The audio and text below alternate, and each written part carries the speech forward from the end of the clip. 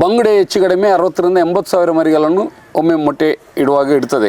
ಒಂದು ಮೊಟ್ಟೆ ಮೀನು ಸಾಯ್ದಂದ್ರೆ ಅದು ಮುಂದಿನ ಒಂದು 60, 70, 80 ಸಾವಿರ ಮರಿಗಳನ್ನು ನಾವು ಕೊಂದಂಗೆ ಆಗ್ತದೆ. ಬೂತಾಯಿ ಮೀನು ಒಮ್ಮೆ ಮೊಟ್ಟೆ ಇಟ್ಟರೆ ಹೆಚ್ಚು ಕಡಿಮೆ 60 ಸಾವಿರದಿಂದ 90 ಸಾವಿರ ಮರಿಗಳನ್ನು ಇಡ್ತದೆ ಒಮ್ಮೆ ಮೊಟ್ಟೆ ಇಡುವಾಗ. 23 ಡಿಗ್ರಿ ಸೆಲ್ಸಿಯಸ್ ನೀರಲ್ಲಿ ಜೀವಿಸುವಂಥ ಜೀವಿಗಳು. ಅದಕ್ಕಿಂತ ತಾಪಮಾನ ಜಾಸ್ತಿ ಆದರೆ ಅದು ಮೀನು ಏನಾಗುತ್ತೆ ಅಂದರೆ ಮೇಲ್ಮೈ ತಾಪಮಾನ ಜಾಸ್ತಿ ಆಗುವಾಗ ಕೆಳ ಮಟ್ಟಕ್ಕೆ ಹೋಗ್ತದೆ. ಮತ್ತು ಒಟ್ಟು ತಾಪಮಾನ ಜಾಸ್ತಿ ಆಗುವಾಗ ಅದು ಏನಾಗುತ್ತೆ ಅಂದರೆ ಎಲ್ಲಿ ಅದಕ್ಕೆ ಆ ತಂಪಾದ ಪ್ರದೇಶ ಇದೆ ಅಲ್ಲಿಗೆ ವಲಸೆ ಹೋಗುವಂಥ ಒಂದು ವ್ಯವಸ್ಥೆ ಇದೆ. ಯಾಕೆಂದರೆ ಭಾರತ ದೇಶ ಮೀನು ಇಲ್ಲೇ ಇಲ್ಲಬೇಕು ಅಂತ ಹೇಳಿಲ್ಲ, ಅದು ಇಡೀ ವಿಶ್ವದಲ್ಲೂ ತಿರುಗ್ತಾ ಇರ್ತದೆ. ಎಲ್ಲ ಅಣೆಕಟ್ಟೆಲ್ಲ ಕಟ್ಟಿ ಆ ನೀರು ಸಿಹಿ ನೀರು ಸಮುದ್ರಕ್ಕೆ ಹೋಗ್ತಾ ಇಲ್ಲ. ಅದಕ್ಕೆ ಬೇಕಾದ ಫುಡ್ಡು ಅದಕ್ಕೆ ಏನು ಬೇಕೋ ಅದು ಅದಕ್ಕೆ ಸಿಗ್ತಾ ಇಲ್ಲ. ಮೊದಲೆಲ್ಲ ಈಗ ಏನಾದರೂ ಗಾಯ ಇಲ್ಲಾಂದರೆ ಹುಣ್ಣಲ್ಲಿದ್ದರೆ ನೀರಲ್ಲಿ ಈಜಾಡಿದರೆ ಅದು ಒಣಗಿ ಹೋಗ್ತಿತ್ತು ಉಪ್ಪು ನೀರಿನದಕ್ಕೆ. ಈಗ ಸರಿ ಇದ್ದವರಿಗೆ ಹುಣ್ಣು ಬೀಳುವಂಥ ಪರಿಸ್ಥಿತಿ ಆಗಿದೆ. ಆ ನೀರಲ್ಲಿ 10 HP ಕಡಿಮೆ ಆಸ್ಪರ್ನ ಇಂಜಿನ್ ಉಪಯೋಗಿಸಬೇಕು. ಯಾವುದೇ ಕಾರಣಕ್ಕೂ ಮೀನುಗಾರಿಕೆ ಮಾಡಲಿಕ್ಕೆ ಇಂಜಿನ್ ಉಪಯೋಗ ಮಾಡಲಿಕ್ಕಿಲ್ಲ, ಸಾಗಾಟಕ್ಕೆ ಮಾತ್ರ, ಹೋಗಲಿಕ್ಕೆ ಬರಲಿಕ್ಕೆ. ಒಬ್ಬ ಕೃಷಿಕ ಅವನು ತೆಂಗಿನ ಬುಡವನ್ನು ಬಂದು ನೋಡ್ತಾನೆ, ಆ ನೀರು ಬಿದ್ದಿದೆ, ಆ ನೀರು ಹಾಕಬೇಕಾ, ಒಣಗಿದೆ ಏನು ಅಂತೇಳಿ.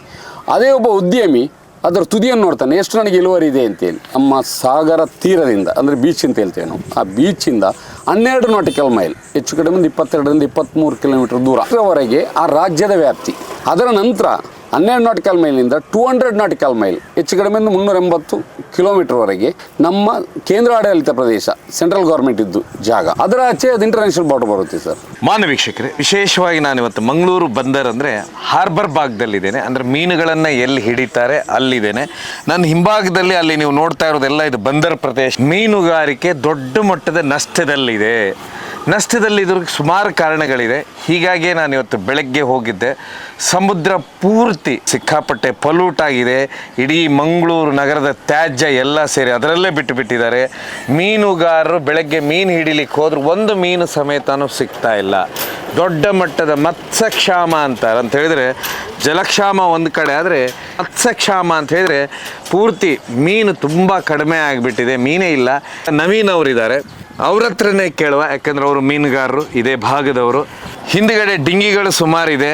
ಅದ್ರ ಹಿಂಭಾಗಕ್ಕೆ ಹೋಗ್ಬಿಟ್ರೆ ಸುಮಾರು ಅಲ್ಲಿ ಬೋಟ್ಗಳು ಅದೇ ರೀತಿ ನಿಂತ್ಕೊಂಡಿದೆ. ಇದು ನನ್ನ ಹಿಂದ್ಗಡೆ ಇರುವಂಥದ್ದು ರೆಸ್ಕ್ಯೂ ಬೋಟ್ಗಳು ಇವೆಲ್ಲ. ಯಾಕೆ, ಏನು ಸಮಸ್ಯೆ ಆಗಿದೆ, ಅಂಥ ದೊಡ್ಡ ಕ್ಷಾಮ ಯಾಕೆ ಆಗಿದೆ ಅಂತ ಸತ್ಯತೆನೇ ಕೇಳುವ. ಯಾಕಂತ ಹೇಳಿದ್ರೆ ಸರ್ಕಾರ ಇದ್ರ ದೊಡ್ಡ ಮಟ್ಟದ ಕ್ರಮ ವಹಿಸ್ಕೊಳ್ಬೇಕಾಗುತ್ತೆ ಅನಿಸುತ್ತೆ. ಸರ್, ಏನು ಸಮಸ್ಯೆ ಆಗಿದೆ ಸರ್? ಯಾಕೆ ಮೀನು, ನಾನಿವತ್ತು ಬೆಳಗ್ಗೆ ಹೋಗ್ತಾ ಇರುವಾಗಲೇ ಸಿಕ್ಕಾಪಟ್ಟೆ ಮೀನೇ ಸಿಗಲಿಲ್ಲ. ಸುಮಾರು ಗಂಟೆಗಟ್ಟಲೆ ಎಷ್ಟೋ ದೂರ ಹೋದು, ಕೇರಳ ಬಾರ್ಡ್ರ್ವರೆಗೆ ಹೋದು, ಮೀನುಗಳೇ ಸಿಗಲಿಲ್ಲ. ಬರೀ ಚಿಕ್ಕ ಟೈಪ್ ಮೀನು ಸಿಕ್ತು ಬಿಟ್ಟರೆ ಅವ್ರು ಇಡೀ ಒಂದು 10-15 ಸಾವಿರ ರೂಪಾಯಿ ಅವ್ರ ಡೀಸೆಲು, ಅವ್ರ ಕಾರ್ಮಿಕರು ಎಲ್ಲ ಲಾಸ್ ಅಂತೇಳಿ ತಲೆ ಮೇಲೆ ಕೈ ಹೊತ್ಕೊಂಡು ಕೂತ್ಕೊಂಡಿದ್ರು. ಏನು ಸಮಸ್ಯೆ ಆಗಿರ್ಬೋದು ಸರ್? ಮೀನುಗಾರಿಕೆ ಒಂದು ಏನಂದರೆ ಅತಿಯಾದ ಮೀನುಗಾರಿಕೆ ಇರ್ಬೋದು. ಬೋಟ್ನ ಸಂಖ್ಯೆ ಜಾಸ್ತಿ ಆಗಿದೆ. ಮತ್ತು ಬೋಟಲ್ಲಿ ಬಳಸುವ ಇಂಜಿನ್ನ ಅಶ್ವಶಕ್ತಿ, ಸ್ಪೀಡ್, ಅದು ಒಂದು ಪ್ರಮುಖ ಕಾರಣ. ಅದಲ್ಲದೆ ನಮ್ಮ ಎಲ್ಲ ತ್ಯಾಜ್ಯ, ಈಗ ಮಂಗಳೂರು ನಗರದಲ್ಲಿ ನೋಡಿದರೆ ಮಂಗಳೂರಿನ ಎಲ್ಲ ತ್ಯಾಜ್ಯ, ಡ್ರೈನೇಜಿಂದ ಹಿಡಿದು ಎಲ್ಲ ತ್ಯಾಜ್ಯವನ್ನು ಸಮುದ್ರಕ್ಕೆ ಬಿಡುವಂಥ ವ್ಯವಸ್ಥೆ. ಅಂದರೆ ಸಮುದ್ರಕ್ಕೆಲ್ಲ ನದಿಗೆ ಬಿಡ್ತಾರೆ, ನದಿ ಮೂಲಕ ಸಮುದ್ರ ಸೇರ್ತದೆ. ಮತ್ತು ಹೆಚ್ಚಿಗೆ ಇಲ್ಲಿ ಆದ ಎಲ್ಲ ಫ್ಯಾಕ್ಟ್ರಿಗಳು, ಕೆಮಿಕಲ್ ಫ್ಯಾಕ್ಟ್ರಿಗಳಿಂದ ಎಲ್ಲ ಬಿಡುವಂಥ ತ್ಯಾಜ್ಯ ನೀರುಗಳೆಲ್ಲ ಅದು ಸಮುದ್ರವನ್ನು ಸೇರ್ತಾ ಉಂಟು. ಅದು ನಮ್ಮ ಇಲ್ಲ ಅಂದರೆ ಪಡುಬಿದ್ರಿ ಆ ಭಾಗದಲ್ಲಿ ಇರುವ ಎಲ್ಲ ಫ್ಯಾಕ್ಟ್ರಿ ಕೆಮಿಕಲ್ ಪ್ಲ್ಯಾಂಟ್ಸ್ಗಳಿವೆ. ತೈಲ ಸಂಸ್ಕರಣ ಘಟಕದಿಂದ ಬಿಡುವಂಥ ತ್ಯಾಜ್ಯ ಇರ್ಬೋದು, ಎಲ್ಲದರಲ್ಲೂ ವಿಷಕಾರಿ ಅಂಶ ಇದೆ. ಆ ಇರುವ ಕಾರಣ ಮೀನುಗಳು ಇಲ್ಲಿ ಉತ್ಪತ್ತಿ ತುಂಬ ಕಡಿಮೆಯಾಗಿದೆ.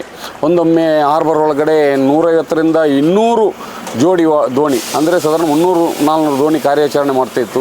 ಈಗ ಅದು ಬೆರಳೆಣಿಕೆಗೆ ಬಂದಿದೆ. ಯಾಕೆಂದರೆ ಆ ಭಾಗದಲ್ಲಿ ಮತ್ಸ್ಯಕ್ಷಾಮ ಉಂಟಾಗಿದೆ. ಮತ್ಸ್ಯಕ್ಷಾಮಕ್ಕೆ ಕಾರಣ ಅಂದರೆ ಈ ವಿಷಕಾರಿ ಯುಕ್ತ ನೀರು ತ್ಯಾಜ್ಯವನ್ನು ಬಿಡುವ ಕಾರಣ ಹೊಂದಿರ್ಬೋದು.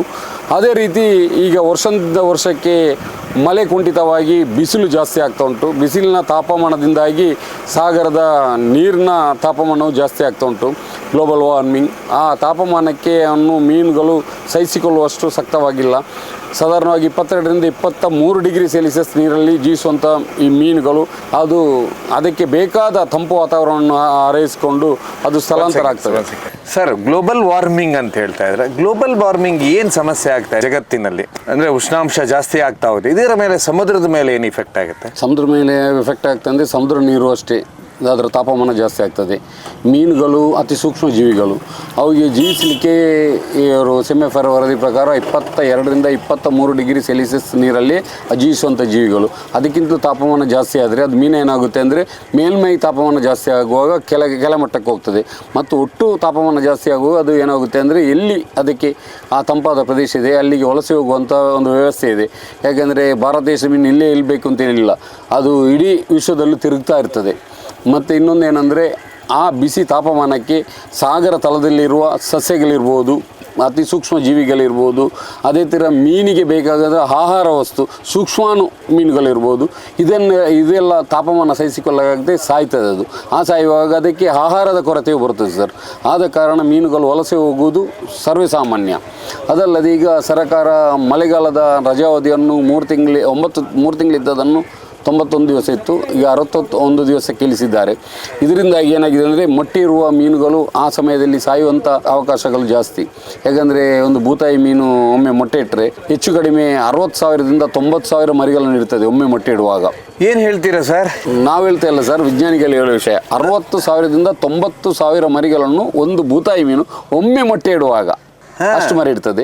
ಬಂಗುಡೆ ಹೆಚ್ಚು ಕಡಿಮೆ 60ರಿಂದ 80,000 ಮರಿಗಳನ್ನು ಒಮ್ಮೆ ಮೊಟ್ಟೆ ಇಡುವಾಗ ಇಡ್ತದೆ. ಒಂದು ಮೊಟ್ಟೆ ಮೀನು ಸಾಯ್ದಂದರೆ ಅದು ಮುಂದಿನ ಒಂದು 60-70,000 ಮರಿಗಳನ್ನು ನಾವು ಕೊಂದಂಗೆ ಆಗ್ತದೆ. ಆದ ಕಾರಣ ಆ ಮೀನು ಅಷ್ಟು ಮೊಟ್ಟೆ ಇಡುವ ಕಾರಣ ಹೆಚ್ಚಿನ ಮೀನುಗಳೆಲ್ಲ ಆ ರಜಾವಧಿಯನ್ನು ಸರ್ಕಾರ ಗುಜರಾತಿಂದ ಕನ್ಯಾಕುಮಾರಿವರೆಗೆ ಒಂದೇ ಥರ 91 ದಿವಸ ಮಾಡಲೇಬೇಕು. ಮಾಡೋದು ಮಾತ್ರ ಅಲ್ಲ, ಆ ಸಮಯದಲ್ಲಿ ಯಾಂತ್ರಿಕ ಮೀನುಗಾರಿಕೆ ಅಂತ ಹೇಳೋದಿದೆ, ಅದನ್ನು ನಿಲ್ಲಿಸಬೇಕು. ಈ ಯಾಂತ್ರಿಕ ಮೀನುಗಾರಿಕೆಯೂ ಅಷ್ಟೇ ಈಗ ಏನಾಗಿದೆ ಅಂದರೆ ರಾಜ್ಯದಿಂದ ರಾಜ್ಯಕ್ಕೆ ಬೇರೆ ಬೇರೆ ಇದೆ.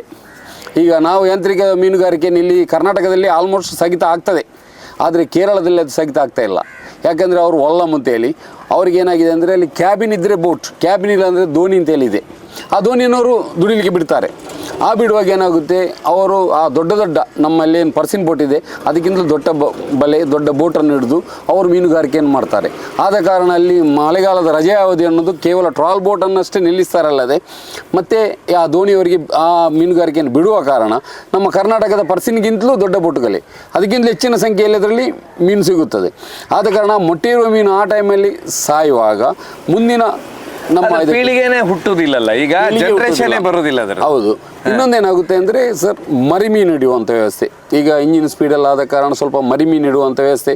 ಮರಿಮೀನು ಸಾಧಾರಣವಾಗಿ ದೊಡ್ಡ ಮೀನು ಜೊತೆ ಇರುವಾಗ ಬರೇ ದೊಡ್ಡ ಮೀನನ್ನೇ ಹುಡ್ಕೊಂಡು ಮಾಡುವಂಥ ವ್ಯವಸ್ಥೆ ಸ್ವಲ್ಪ ಕಷ್ಟ. ಆದ್ರೂ ಈ ಸ್ಪೀಡ್ನ ಹೆಚ್ಚಳದಿಂದಾಗಿ ಸ್ವಲ್ಪ ಮರಿಮೀನು ಹಿಡಿಯುವಂಥ ವ್ಯವಸ್ಥೆಯೂ ಈಗ ಬೇರೆ ಮೀನಿನ ಜೊತೆ ಬರೋದು ವ್ಯವಸ್ಥೆಯನ್ನು ಸ್ವಲ್ಪ ಜಾಸ್ತಿ ಆಗಿದೆ.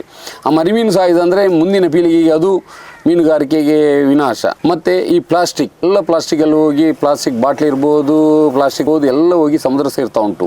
ಇದು ಮೀನಿನ ಜಲಚರಗಳಿಗೆಲ್ಲ ತುಂಬ ಹಾನಿಯನ್ನು ಉಂಟು ಮಾಡ್ತಾಯಿದೆ ಸರ್. ಆಮೇಲೆ ನೀವು ಹೇಳಿದ್ರಲ್ಲ ಸರ್, ಈಗ ಬಂಗುಡೆ ಮತ್ತು ಬೂತಾಯಿ ಅಂತೇಳಿ ಇದು ಸಮುದ್ರದ ಆಳದೊಳಗೆ ಮರಿ ಹಾಕತ್ತಾ ಅಥವಾ ಆಳದಲ್ಲೆಲ್ಲ ಅದು ಮರಿ ಹಾಕ್ಲಿಕ್ಕೆ ತೀರ ಪ್ರದೇಶಕ್ಕೆ ಬರ್ತದೆ. ಆಗೇನಾಗುತ್ತೆ ಈಗ ನಿಮ್ಮ ಪ್ರಕಾರ ಕರ್ನಾಟಕದಲ್ಲಿ ಇಲ್ಲಿ ನಮ್ಮ ಮಂಗಳೂರಲ್ಲಿ ಎಲ್ಲಿ ತೀರ, ಯಾವ ತೀರಕ್ಕೆ ಹೋಗುತ್ತದೋ? ಅಲ್ಲ, ಯಾವ ತೀರ ಅಂತ ಹೇಳಿಕ್ಕೆ ಆಗೋದಿಲ್ಲ ಸರ್, ತೀರಕ್ಕೆ ಹೋಗುತ್ತೆ. ಅಲ್ಲ, ಅಂತೂ ತುಂಬಾ ಆಳ ಸಮುದ್ರಕ್ಕೆ ಹೋಗುದಿಲ್ಲ. ಮರಿ ಇಡುವ ಟೈಮಲ್ಲಿ ಅದು ಸ್ವಲ್ಪ ತೀರ ಸಮುದ್ರಕ್ಕೆ ಬರ್ತದೆ. ಇನ್ನೇ ತೀರ ಸಮುದ್ರಕ್ಕೆ ಅಂದ್ರೆ ಹೆಚ್ಚು ಮಾನ್ಸೂನ್ ಟೈಮಲ್ಲಿ ಬರೋದು. ಅದು ಮೊದಲೆಲ್ಲ ಏನಾಗುತ್ತಿತ್ತು ಅಂದ್ರೆ ಈ ನದಿಯ ಪ್ರೋಟೀನ್ಗೆಲ್ಲ ನದಿ ಮೂಲಕನೇ ಸಮುದ್ರ ಸೇರ್ತಾ ಇತ್ತು. ಈಗೆಲ್ಲ ಅಣೆಕಟ್ಟೆಲ್ಲ ಕಟ್ಟಿ ಆ ನೀರು, ಸಿಹಿ ನೀರು ಸಮುದ್ರಕ್ಕೆ ಹೋಗ್ತಾ ಇಲ್ಲ. ಅದಕ್ಕೆ ಬೇಕಾದ ಫುಡ್, ಅದಕ್ಕೆ ಏನು ಬೇಕೋ ಅದು ಅದಕ್ಕೆ ಸಿಗ್ತಾ ಇಲ್ಲ.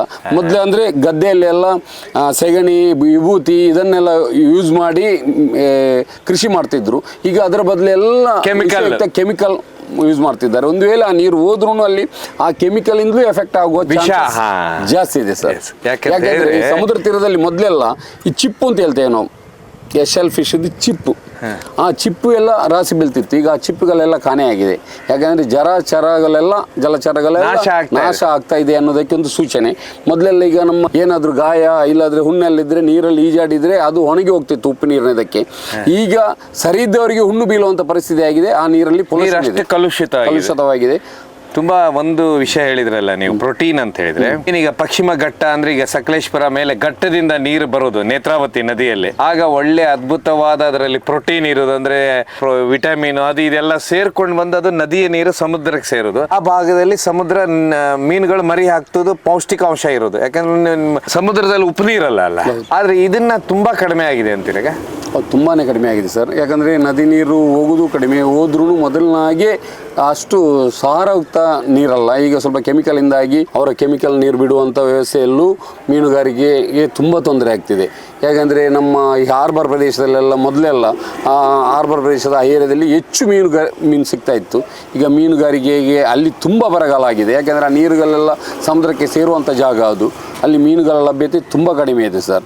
ಮತ್ತು ಈ ಶಿಪ್ಪಿನಲ್ಲೂ ಅಷ್ಟೇ, ಶಿಪ್ಪಿನ ಅವರೆಲ್ಲ ಹೊರ ಹಾಕುವ ಡೀಸೆಲ್ ಇನ್ನಿತರ ಕೆಮಿಕಲ್ ವಸ್ತುಗಳು ತ್ಯಾಜ್ಯ ಅದರಿಂದಲೂ ತೊಂದರೆ ಆಗ್ತಾ ಉಂಟು. ಪ್ಲಾಸ್ಟಿಕ್ ಮುಖ್ಯ ಕಾರಣ. ಮತ್ತು ಅದಕ್ಕೋಸ್ಕರ ನಾವು ಸರ್ಕಾರವನ್ನು ಕೇಳಲು ಇಚ್ಛೆ ಪಡೋದು ಏನಂದರೆ ಸರ್, ನಮ್ಮ ವೆಸ್ಟ್ ಕೋಸ್ಟ್ ಮತ್ತು ಈಸ್ಟ್ ಕೋಸ್ಟ್ ಎರಡು ಸಮುದ್ರ ಇದೆ ನಮಗೆ. ಒಂದು ಗುಜರಾತಿಂದ ಕನ್ಯಾಕುಮಾರಿವರೆಗೆ ಒಂದೇ ಕಾನೂನನ್ನು ಮಾಡಿ ಮೀನುಗಾರಿಕೆ ರಜಾವಧಿಯನ್ನು ಒಂದು 90 ದಿವಸಕ್ಕೆ 3 ತಿಂಗಳಿಗೆ ಅದನ್ನು ಮ್ಯಾಕ್ಸಿಮಮ್ ಮಾಡಲೇಬೇಕು. ಆ ಅವಧಿಯಲ್ಲಿ ಏನಾಗಿದೆ ಅಂದರೆ ರಾಜ್ಯದಿಂದ ರಾಜ್ಯಕ್ಕೆ ಈ ಯಾಂತ್ರಿಕ ದೋಣಿ ಮತ್ತು ಸಾಂಪ್ರದಾಯಿಕ ದೋಣಿ ಅಂದರೆ ಅದರ ವ್ಯತ್ಯಾಸ ತುಂಬ ವ್ಯತ್ಯಾಸ ಇದೆ. ಯಾಕೆಂದರೆ ಅಲ್ಲಿ ಎಲ್ಲ ದೋಣಿ ಅನ್ನೋರು ದೋಣಿ ಅಂತ ಹೇಳಿದರೆ ಅದು ಸಾಂಪ್ರದಾಯಿಕ ಅಂತಾರೆ. ನಿಜವಾಗ್ಲೂ ನಮ್ಮ ಕೇಂದ್ರ ಸರ್ಕಾರದ ಇದರಲ್ಲಿ ಒಂದು ಸಾಂಪ್ರದಾಯಿಕ ದೋಣಿ ಅಂದರೆ 10 ಮೀಟರ್ ಉದ್ದ ಇರಬೇಕು. ಆ ದೋಣಿ 10 HP ಕಡಿಮೆ ಹಾರ್ಸ್ಪರ್ನ ಇಂಜಿನ್ ಉಪಯೋಗಿಸಬೇಕು. ಯಾವುದೇ ಕಾರಣಕ್ಕೂ ಮೀನುಗಾರಿಕೆ ಮಾಡಲಿಕ್ಕೆ ಇಂಜಿನ್ ಉಪಯೋಗ ಮಾಡಲಿಕ್ಕಿಲ್ಲ, ಸಾಗಾಟಕ್ಕೆ ಮಾತ್ರ, ಹೋಗಲಿಕ್ಕೆ ಬರಲಿಕ್ಕೆ. ಇಂಜಿನ್ ಇಟ್ಟು ಬಲೆ ಬಿಡುವುದು, ಬಲೆ ಎಳೆಯುವಂಥ ವ್ಯವಸ್ಥೆ ಅದು ಯಾಂತ್ರಿಕಕ್ಕೆ ಬರ್ತದೆ. ಕೇರಳದಲ್ಲಿ ಹಾಗೆ ಅಲ್ಲ. ಕೇರಳದಲ್ಲಿ ಏನು ಮಾಡಿದ್ದಾರೆ, ಕ್ಯಾಬಿನ್ ಎಲ್ಲದನ್ನೆಲ್ಲ ದೋಣಿ ಅಂತ ಕನ್ಸಿಡರ್ ಮಾಡಿದ್ದಾರೆ. ಅವರೇನು ಮಾಡಿದ್ದಾರೆ, ಕ್ಯಾಬಿನ್ ವಿತೌಟ್ ಕ್ಯಾಬಿನ್ ಮಾಡ್ಕೊಂಡು ನಮ್ಮ ಇಲ್ಲಿ ಪರ್ಸಿನ್ ಬೋಟ್ ಇದೆ ದೊಡ್ಡದು, ಅದಕ್ಕಿಂತಲೂ ದೊಡ್ಡ ಬಲೆ ಮತ್ತು ದೋಣಿಯನ್ನು ಅಳವಡಿಸಿ ಆ ಮೀನುಗಾರಿಕೆಯನ್ನು ಅವರು ಮಳೆಗಾಲದಲ್ಲೂ ಮಾಡ್ತಿದ್ದಾರೆ. ಇದರಿಂದಾಗಿ ಹೆಚ್ಚು ಮೊಟ್ಟೆ ಇರುವ ಮೀನು ಆ ಸಮಯದಲ್ಲಿ ಸಾಯ್ತದೆ. ಇದು ಮೀನುಗಾರಿಕೆಗೆ ಇದು ನೀವು ಹೇಳೋದಂತ ಹೇಳಿದ್ರೆ ಯಾಂತ್ರಿಕ ದೋಣಿ ಅಂದ್ರೆ ಅದು ಸಾಗಾಟಕ್ಕೆ ಇರೋದು, ಮೀನನ್ನು ಸಾಗಿಸೋದಕ್ಕೆ ಅಲ್ಲ. ಯಾಂತ್ರಿಕ ದೋಣಿ ಅಂದರೆ ಸಾಗಾಟಕ್ಕಲ್ಲ. ಈ ಸಾಂಪ್ರದಾಯಿಕ ದೋಣಿಯಲ್ಲಿ ಇಂಜಿನ್ ಮಳೆಗಾಲಕ್ಕೆ ಅಳವಡಿಸಲಿಕ್ಕೆ ಮೊದಲು ಅಂದರೆ ಹುಟ್ಟು ಹಾಕ್ಕೊಂಡು ಹೋಗ್ತಿದ್ರು. ಹೌದು, ಕರೆಕ್ಟ್. ಹುಟ್ಟಿನ ಬದಲು ಏನು ಮಾಡಿದ್ರು, ಇಂಜಿನ್ ಕೊಟ್ಟರು. ಆ ಇಂಜಿನನ್ನು ಇಟ್ಟು ಬಲೆ ಹೊಡೆಯುವಂಥ ವ್ಯವಸ್ಥೆ. ಯಾಕಂದರೆ ಕೆಲವು ಬಲೆಗಳನ್ನೆಲ್ಲ ಇಂಜಿನ್ ಇಲ್ಲದೆ ಬಿಡುವಂಥ ವ್ಯವಸ್ಥೆ ಇರ್ಬೋದು. ಕಂತ ಬಲೆ ಇರ್ಬೋದು, ಮಾಂಜಿ ಬಲೆ ಇರ್ಬೋದು, ಈ ಬಲಂಜೀರು ಇಡುವಂಥ ಬಲೆ ಇರ್ಬೋದು, ಚಾಲ ಬಲೆ ಇರ್ಬೋದು. ಇದೆಲ್ಲ ಇಂಜಿನ್ ಇಲ್ಲದೆ ಕೆಲವು ಗಿಲ್ನೆಟ್ ಬಲೆ ಇಡುವಂಥ ವ್ಯವಸ್ಥೆ. ಉಳಿದದ್ದೇನು ಮಾಡ್ತಾರೆ ಅಂದರೆ ಈ ರಿಂಗ್ಸ್ ಏನಿರ್ಬೋದು, ಇಲ್ಲಾಂದರೆ ಪಟ್ಟಬೆಲೆ ಇರ್ಬೋದು, ಇಂಜಿನ್ ಅಳವಡಿಸಿ ಯೂಸ್ ಮಾಡುವಂಥ ಮೀನುಗಾರಿಕೆ. ಅದಕ್ಕೇನು ಮಾಡಿದ್ದಾರೆ, ಸರ್ಕಾರ ಮಾಡಿದ ಕಾರಣ ಅಂದರೆ ಇಂಜಿನ್ ಇಟ್ಟು ಬಲೆ ಎಳೆಯುವಂಥ ವ್ಯವಸ್ಥೆ, ಇಲ್ಲಾಂದರೆ ಬಲೆ ಬಿಡುವಂಥ ವ್ಯವಸ್ಥೆ ನೀರಿಗೆ, ಇದನ್ನು ನಿಷೇಧ ಮಾಡಿದೆ ಮಳೆಗಾಲದಲ್ಲಿ ಮಾತ್ರ. ಅದು 61 ದಿವಸ ಇದೆ. ಅದನ್ನು ನಾವು ಹೇಳೋದಂದರೆ ಅದನ್ನು 90 ದಿವಸಕ್ಕೆ ಪಾಲಿಸಿ. ಇನ್ನೊಂದು ಏನಾಗಿದೆ ಅಂದರೆ ಸರ್, ಮೊದಲು ಮೀನುಗಾರರು ಯಾರಂದರೆ ಮೀನು ಹಿಡಿಯುವವರೇ ಇದ್ದರು.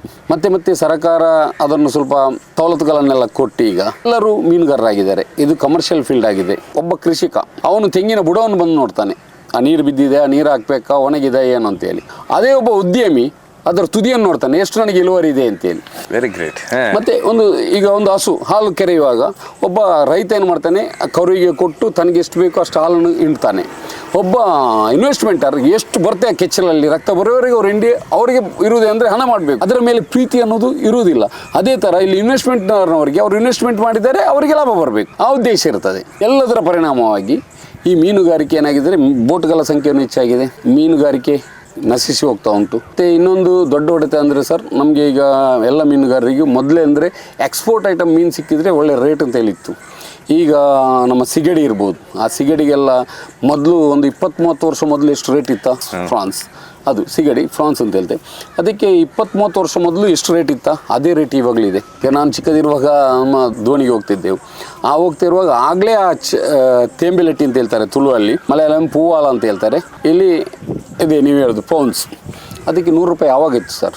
ಆಗ ಸೀಮೆಣ್ಣೆಗೆ 3 ರೂಪಾಯಿ. ಈಗ ಸೀಮೆಣ್ಣೆಗೆ 100 ರೂಪಾಯಿ ಆಗಿದೆ. ಅದೇ 100 ರೂಪಾಯಿ ಆ ಸಿಗಡಿಗೆ ಇವಾಗಲೂ ಇರೋದು ರೇಟ್ ಅಂತ ಹೇಳಿದೆ. ಬ್ರೌನ್ ಫ್ರಾನ್ಸ್ ಅಂತೇಳಿ, ಅಂದರೆ ಮಂಡೆ ಎಟ್ಟಿ ಅಂತ ಹೇಳ್ತೇವೆ ನಾವು ಈ ಆಡು ಭಾಷೆಯಲ್ಲಿ. ಆ ಎಟ್ಟಿಗೆ 250 ರೂಪಾಯಿ 10-25 ವರ್ಷ ಮೊದಲೇ ಇತ್ತು. ಆಗ ಡೀಸೆಲ್ಗೆ 5-10 ರೂಪಾಯಿ ಇತ್ತು. ಈಗ ಡೀಸೆಲ್ಗೆ 90 ರೂಪಾಯಿ ದಾಟಿದ್ರೂ ಆ ರೇಟ್ ಅಲ್ಲೇ ಇದೆ. ಈಗ ಏನಾಗಿದೆ ಅಂದರೆ ನಮ್ಮ ಭಾರತೀಯರು ತಿನ್ನುವಂಥ ಮೀನು, ಬಂಗಡೆ ಇರ್ಬೋದು, ಬೂತೆ ಇರ್ಬೋದು, ಇನ್ನಿತರ ಎಲ್ಲ ಮೀನು ಇರ್ಬೋದು, ಅದಕ್ಕೆಲ್ಲ ಬೆಲೆ ಏರಿಕೆ ಆಗಿದೆ. ಅದು ಯಾವುದು ನಮಗೆ ಎಕ್ಸ್ಪೋರ್ಟ್ ಇದೆಯಾ, ನಾವು ರಫ್ತು ಮಾಡ್ತೇವೋ ಆ ಮೀನಿಗೆ ರೇಟ್ಗಳು ತುಂಬ ಕಡಿಮೆ ಇದೆ. ಅದು ಮೀನುಗಾರಿಕೆಗೆ ತುಂಬ ದೊಡ್ಡ ಹೊಡೆತ ಸರ್. ಇನ್ನೊಂದು ಈಗ ಪ್ರಶ್ನೆ, ಕೇರಳದವರು ಕರ್ನಾಟಕದಲ್ಲಿ ಮೀನುಗಾರಿಕೆ ಮಾಡ್ಬೋದು, ಬೇರೆ ರಾಜ್ಯದವ್ರು ಮಾಡ್ಬೋದು, ಆದರೆ ನೀವು ಹೋಗಿ ಬೇರೆ ರಾಜ್ಯದಲ್ಲಿ ಮಾಡೋ ಹಾಗಿಲ್ವಾ? ಯಾಕೆಂದರೆ ಒಂದೊಂದು ರಾಜ್ಯಕ್ಕೆ ಸರ್, ನಮ್ಮ ಸಾಗರ ತೀರದಿಂದ ಅಂದರೆ ಬೀಚ್ ಅಂತ ಹೇಳ್ತೇವೆ ನಾವು, ಆ ಬೀಚಿಂದ 12 ನಾಟಿಕಲ್ ಮೈಲ್, ಹೆಚ್ಚು ಕಡಿಮೆ 22-23 ಕಿಲೋಮೀಟರ್ ದೂರ, ಓಕೆ, ಅಷ್ಟರವರೆಗೆ ಆ ರಾಜ್ಯದ ವ್ಯಾಪ್ತಿ. ಅದರ ನಂತರ 12 ನಾಟಿಕಲ್ ಮೈಲಿಂದ 200 ನಾಟಿಕಲ್ ಮೈಲ್, ಹೆಚ್ಚು ಕಡಿಮೆ 380 ಕಿಲೋಮೀಟರ್ವರೆಗೆ ನಮ್ಮ ಕೇಂದ್ರ ಆಡಳಿತ ಪ್ರದೇಶ, ಸೆಂಟ್ರಲ್ ಗೌರ್ಮೆಂಟ್ ಇದ್ದು ಜಾಗ, ಅದರ ಆಚೆ ಅದು ಇಂಟರ್ನ್ಯಾಷನಲ್ ಬಾರ್ಡರ್ ಬರುತ್ತೆ ಸರ್. ಸೊ ಈ 12 ನಾಟಿಕಲ್ ಮೈಲ್ ಒಳಗಡೆ ಏನಾಗಿದೆ ಅಂದರೆ, ಯಾವ ರಾಜ್ಯಕ್ಕೆ ತೀರ ಇದೆ ಯಾವುದು, ಆ ರಾಜ್ಯದ ರೂಲ್ಸ್ ಅದಕ್ಕೆ ಕೇರಳದವ್ರು ಏನು ಮಾಡಿದ್ದಾರೆ ಅಂದರೆ, ಕೇರಳದವ್ರು ಮಾತ್ರ ಅಲ್ಲಿ ದುಡಿಯುವಂಥ ವ್ಯವಸ್ಥೆಯನ್ನು ಮಾಡಿ ಬೇರೆ ರಾಜ್ಯದವರಿಗೆ ನಿಷೇಧ ಮಾಡಿದ್ದಾರೆ. ಅವ್ರು ಇಲ್ಲಿ ಬರ್ತಾರೆ, ಅವ್ರು ಬರ್ತಾರೆ. ನಾವಂತ ನಿಷೇಧವನ್ನು ಕರ್ನಾಟಕದ ಮೀನುಗಾರರು ಯಾರಿಗೂ ನಿಷೇಧ ಅನ್ನೋದನ್ನು ಮಾಡಲಿಲ್ಲ. ಕರ್ನಾಟಕ, ತಮಿಳುನಾಡು, ಆಂಧ್ರ, ಒರಿಸ್ಸಾ, ಕೇರಳ, ಛತ್ತೀಸ್ಗಢ ಎಲ್ಲ ಮೀನುಗಾರರು ಇಲ್ಲಿ ಬಂದು ಮೀನುಗಾರಿಕೆ ಮಾಡ್ತಿದ್ದಾರೆ. ನಮ್ಮ ಬೋಟ್ಗಳಿರ್ಬೋದು, ಇನ್ನಿತರ ವ್ಯವಸ್ಥೆ ಇದೆ. ಅದಕ್ಕೆ ಕರ್ನಾಟಕದವರು ತುಂಬ ವಿಶಾಲ ಹೃದಯದವರು, ಎಲ್ಲರಿಗೂ ಮೀನುಗಾರಿಕೆ ಅವಕಾಶ ಕೊಟ್ಟಿದ್ದಾರೆ. ಬೇರೆ ರಾಜ್ಯದವರಾಗಿ ನಾವು ಒಬ್ಬರನ್ನು ಓಡಿಸೋದು ಇನ್ನಿತರ ಮಾಡೋದು ಕೆಲಸ ಮಾಡಲಿಲ್ಲ. ಯಾಕಂದರೆ ಎಲ್ಲರೂ ಭಾರತೀಯರನ್ನೋ ಒಂದು ಭಾವನೆ ಕರ್ನಾಟಕದವರಲ್ಲಿದೆ. ಆದರೆ ಕರ್ನಾಟಕದ ಮೀನುಗಾರರಿಗೆ ಗೋವಾದಲ್ಲಿರ್ಬೋದು, ನಿಮ್ಮ ರತ್ನಗಿರಿ ಆಚೆ ಇರ್ಬೋದು, ಮಹಾರಾಷ್ಟ್ರ ಇರ್ಬೋದು, ಇನ್ನು ನಿಮ್ಮ ಕೇರಳದಲ್ಲಿರ್ಬೋದು, ತಮಿಳುನಾಡಿನಲ್ಲಿರ್ಬೋದು, ಅವರು ಆ ಥರ ವ್ಯವಸ್ಥೆಯನ್ನು ಅವ್ರು ಮಾಡ್ತಾ ಇಲ್ಲ. ಅವರ ರಾಜ್ಯದವರಿಗೆ ಸೀಮಿತವಾಗಿ ಆ ಸಮುದ್ರ ಪ್ರದೇಶವನ್ನು ಅವರು ಸೀಮಿತವಾಗಿ ಇಟ್ಟಿದ್ದಾರೆ. ಕೇರಳದಲ್ಲಿ ಹಿಡಿದ್ರೆ ಅಂದರೆ ಅವರ ಟೆರಿಟರಿ ವಾಟರ್, ಅದೇನಲ್ಲ 12 ನಾಟಿಕಲ್ ಮೇಲೆ ಹೋದರೆ ಅವರು ಯಾವುದೇ ಕಾರಣ ಇದ್ರೂ ಇಲ್ಲದಿದ್ರೂ ಆ ಪ್ರವೇಶ ಮಾಡಿದ ಕೂಡಲೇ 2.5 ಲಕ್ಷ ಫೈನ್ ಹಾಕ್ತಾರೆ ಸರ್. ಇದು ಅಕ್ಷಮ್ಯ ಅಪರಾಧ. ಇದು ಈ ಎಷ್ಟು ದೊಡ್ಡ ಮಟ್ಟದ ಫೈನನ್ನು ಹಾಕಿ ಅವರು ಫೈನ್ ಕಟ್ಟದೆ ಬೋಟನ್ನು ಬಿಡುವುದಿಲ್ಲ, ಅಲ್ಲಿ ಕಟ್ಟಿ ಹಾಕ್ತಾರೆ ತಗೊಂಡೋಗಿ. ಒಂದು ವ್ಯವಸ್ಥೆ ಆ ಥರ ಮಾಡ್ಕೊಂಡಿದ್ದಾರೆ. ಇದು ಮೀನುಗಾರರಿಗೆ ತುಂಬ ಕಷ್ಟ ಆಗಿದೆ ಸರ್. ಸೊ ಒಟ್ಟಾರೆಯಾಗಿ ನೀವು ಹೇಳ್ತಾ ಇರೋದು ಅಂತ ಹೇಳಿದರೆ, ಗ್ಲೋಬಲ್ ವಾರ್ಮಿಂಗ್ ಇರ್ಬೋದು, ಈ ಕೆಮಿಕಲ್ಲಿಂದ ಮೀನು ವೃದ್ಧಿ ಆಗ್ತಾ ಇಲ್ಲ, ಸಮುದ್ರದಲ್ಲಿ ಕುಂಠಿತವಾಗ್ತಾ ಇದೆ. ನಮ್ಮ ಹೆಸರು ಸರ್? ನವೀನ್ ಬಂಗೇರ, ಉಪಾಧ್ಯಕ್ಷರು, ಅಖಿಲ ಕರ್ನಾಟಕ ಪರ್ಸಿನ್ ಮೀನುಗಾರರ ಸಂಘ. ತುಂಬ ಧನ್ಯವಾದ. ಧನ್ಯವಾದ.